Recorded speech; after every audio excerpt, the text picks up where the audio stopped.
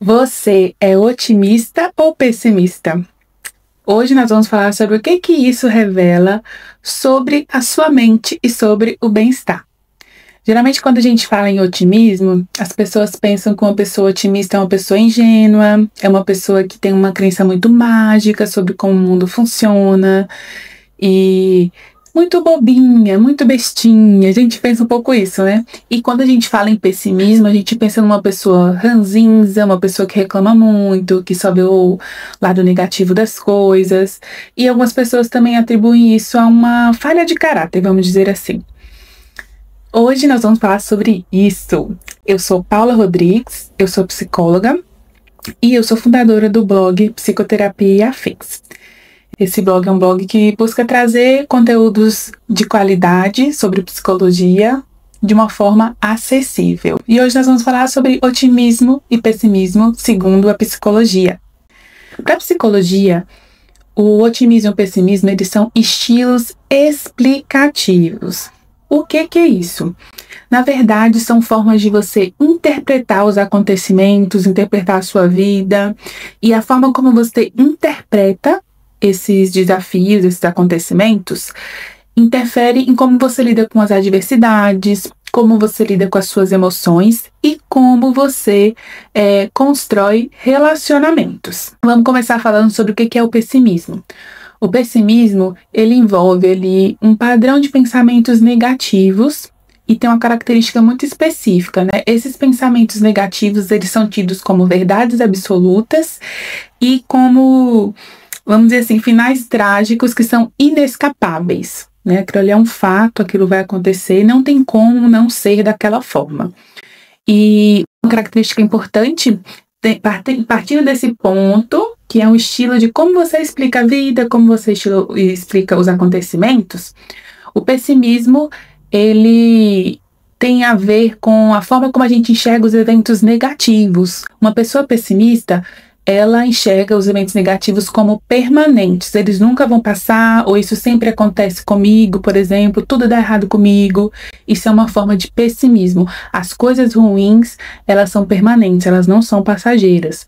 E outra coisa, né, é assumir que as coisas que dão errado são por falhas internas, falhas que eu cometi. Eu sou burra, eu sou insuficiente, eu sou despreparada, eu sou problemática. Você assume que o que dá errado é por sua culpa.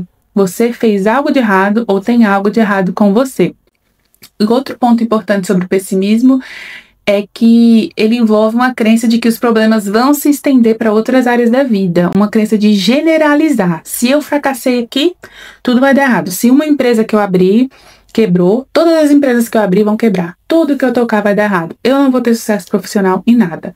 Então, o pessimismo tem a ver com essa forma de interpretação. E qual é a função do pessimismo?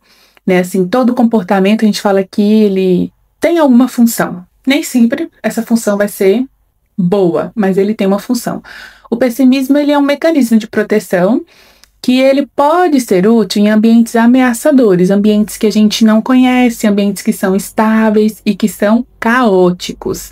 Então, as pessoas que têm esse estilo de interpretação, esse estilo explicativo pessimista, elas vão ser pessoas muito cautelosas, muito críticas, muito analíticas, elas vão ter menos impulsividade e elas vão ser menos propensas a ilusões, devaneios, de otimismo, assim, um otimismo irrealista.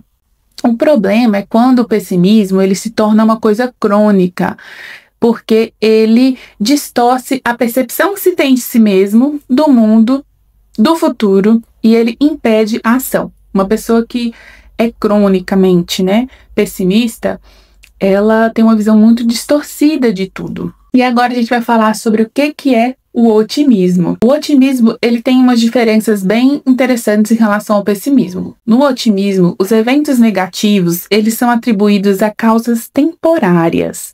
Causas temporárias, tipo assim, é passageiro. As coisas ruins, elas são passageiras, elas são específicas, elas não são generalizadas e elas são causadas por fatores externos. Por exemplo, eu não consegui aquele emprego porque não era o momento certo, né? Ou seja, é uma causa externa, uma causa temporária. Não foi culpa minha.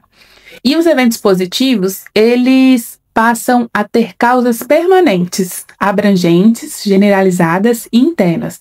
Eu fui promovida porque eu sou competente, porque eu me dediquei. Ou seja, essa é uma causa interna, uma causa duradoura. As coisas boas que acontecem, eu contribuo para que elas aconteçam. E as coisas ruins são derivadas do acaso ou de coisas que não estão no meu controle. E uma coisa importante sobre o otimismo aqui, que o otimismo ele não ignora a dor ou o fracasso, mas ele vai interpretar aí esses eventos de uma forma que preserva a esperança e a motivação. Então, esse estilo explicativo, ele também é ligado a uma série de coisas que eu vou falar aqui mais pra frente, mas ele é também ligado a pessoas que se arriscam mais, a pessoas que elas obtêm mais sucessos e mais resultado. Por exemplo, em trabalho, tem uma grande pesquisa do Martin Seligman, que era sobre a contratação de pessoas para trabalhar no seguro de saúde. E aí ele aplicou, né, testes nessa seleção gigantesca. E aí as pessoas que tinham um alto nível de otimismo, elas ficaram mais tempo na empresa e elas alcançaram mais resultados. E o otimismo, ele não é sobre negar a realidade, mas sim sobre você interpretar essa realidade com mais recursos. É você olhar para o seu sofrimento com coragem e buscar, mesmo assim, oportunidade de crescimento, de aprendizado, de sentido. Isso aqui se assemelha a uma outra coisa que algumas pessoas podem lembrar aqui sobre a teoria do mindset, né? Embora muitas pessoas de outras áreas do conhecimento falem sobre essa teoria ela é fruto de uma tese de doutorado. E aí, nessa tese de doutorado, tem um livro que se popularizou sobre esse mindset de crescimento, né? A forma como a gente encara os erros, as falhas, a forma como a gente interpreta isso, faz com que a gente possa estar aberto a aprender e alcançar outras coisas ou não. E aí criaram esses modelos de interpretação. O otimismo e o pessimismo é um paralelo a isso. E quais são os benefícios do otimismo comprovados pela ciência? Pessoas mais otimistas, elas têm menores níveis de estresse e ansiedade, elas têm maior resiliência diante das adversidades, porque elas acreditam que elas vão passar, lembra?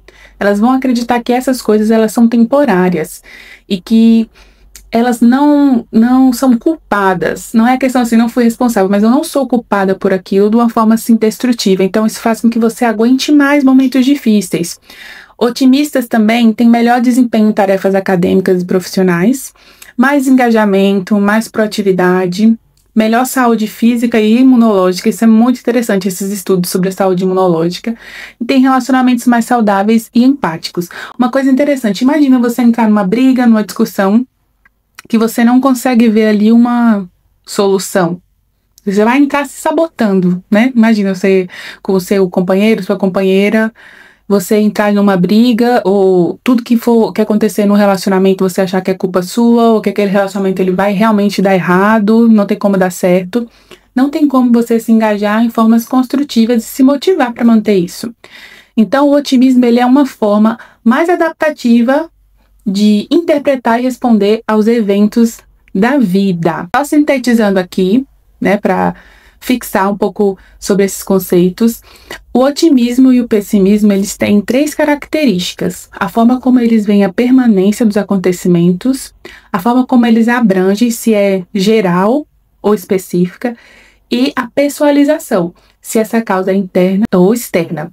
O otimista, ele vê a permanência dos eventos como passageira, interpreta isso vai passar. A abrangência dos eventos como uma abrangência quando é um evento negativo de isso só afeta essa área da minha vida, isso é muito específico, isso não diz tudo sobre mim. E a pessoalização no otimismo, eventos negativos é uma situação externa. Eu fiz o possível, eu dei o meu melhor, mas a causa desse desfecho negativo foi externa. O pessimista, ele vê os eventos negativos como permanentes, né? Sempre acontece comigo, sempre vai ser assim, tudo dá errado, como abrangentes no sentido, meu Deus, minha vida inteira tá um caos, se isso deu errado, tudo vai dar errado. E a pessoalização no sentido de a culpa é minha, se as coisas dão errado, a culpa é minha, eu sou um fracasso. Lembrando que isso tem a ver, eu falei aqui da interpretação negativa dos eventos. Quando os eventos são positivos, a pessoa pessimista ela vai atribuir ao acaso, aí se inverte. Ela vai achar que é uma situação específica, também, no sentido, conseguir uma promoção maravilhosa. Aquilo ali é uma situação específica, não é sobre o meu desempenho, isso foi sorte, e isso não tem a ver com um comportamento que eu tive. E o otimista não, ele vai falar, nossa, eu realmente, eu sou uma pessoa legal, eu sou uma pessoa que se dedica ao trabalho, tudo vai dar certo, e eu realmente fiz algo para chegar nessa situação. Então, é importante perceber que é a interpretação dos eventos negativos e dos eventos positivos e que elas se invertem. E como você cultivar um otimismo saudável, um otimismo, vamos dizer assim, realista, né? Não é viver no mundo da lua, mas um otimismo realista. Comece primeiro identificando os pensamentos automáticos, aqueles pensamentos recorrentes que você tem, pensamentos que despertam alguma coisinha dentro de você, alguma emoção. Você tende a se culpar, você generaliza as coisas, você enxerga as coisas negativas como permanentes? Isso é a primeira forma aí para você identificar qual é o seu estilo explicativo, se é otimista ou pessimista. E segundo ponto, questione as suas interpretações. Pense, isso vai durar para sempre? Isso é passageiro? O que mais pode explicar essa situação? É tudo minha culpa, tudo a minha responsabilidade ou outros fatores estão influenciando? Outro ponto, estou olhando para esses fatos ou para uma interpretação automática minha? O terceiro ponto é reconhecer as suas conquistas. Tente realmente fazer um esforço consciente, gente, porque a nossa mente ela é ótima em se apegar a padrões de pensamentos negativos, pessimistas, catastróficos. Então, para você conseguir reconhecer e lembrar das coisas boas da sua vida, você tem que ser intencional. Se você não for intencional, isso não vai acontecer de uma forma frequente e de uma forma que impacte significativamente a sua saúde mental. Outra forma, o quarto ponto é você exercitar a gratidão, no sentido, a gratidão tem muito a ver com esses aspectos, porque você praticar a gratidão tem a ver com você reconhecer que as coisas boas acontecem e você está percebendo que coisas boas acontecem e que coisas que você não tem controle, elas podem ser boas e acontecer. Isso tem um impacto significativo na sua saúde mental, em como você interpreta os acontecimentos e em como você vê o futuro. Então, por isso que é importante praticar a gratidão. E se for muito difícil para você, se você vê que isso está atrapalhando a sua vida, busque apoio terapêutico. A terapia vai ser o melhor lugar do mundo para você desenvolver essa habilidade. E a mensagem final aqui sobre esse conteúdo é que as interpretações que a gente tem, elas podem influenciar profundamente a nossa saúde mental, os nossos relacionamentos e a capacidade de lidar com a vida.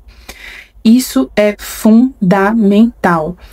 Na terapia, a gente tenta não julgar as crenças que a gente tem, mas entender essa crença, como ela está impactando a minha vida. Ela é uma crença que está atrapalhando ou ela está me ajudando a viver melhor? Não é sobre ser verdade, estar certo, ser mentira, estar errado, mas como as minhas interpretações elas podem me ajudar a ter uma vida melhor. E o otimismo entra aqui como uma grande chave nesse processo. Então, ser otimista não quer dizer que você vai ignorar a dor, mas acreditar que sim, ela é passageira e ela não é tudo que existe. E quando você começa a interpretar dessa forma, você vai ter mais esperança, mais resiliência, e você vai conseguir alcançar mais os seus objetivos. E se você tá lá, assim, no extremo do pessimismo, a gente pode começar a trazer o conceito de você ser realista, porque ser realista não significa ser pessimista, mas você entender que é possível olhar os desafios com olhos mais atentos, mas também com o coração esperançoso, reconhecer que existem possibilidades de desfechos positivos acontecerem, coisas boas que dependem de você ou não, mas que você também pode influenciar a sua vida de uma maneira positiva e as coisas podem realmente dar certo. Esse era o conteúdo que eu queria trazer para vocês. Espero que vocês tenham gostado. Espero que esse conteúdo ajude você a ter um estilo aí de pensamento mais otimista. E se você quer ficar por dentro mais dos nossos conteúdos, assine a nossa newsletter. Siga aqui no YouTube, no Instagram, no TikTok, estamos aí em todos os canais. Veja o que melhor se adapta a você. Estamos também num podcast. E até a próxima!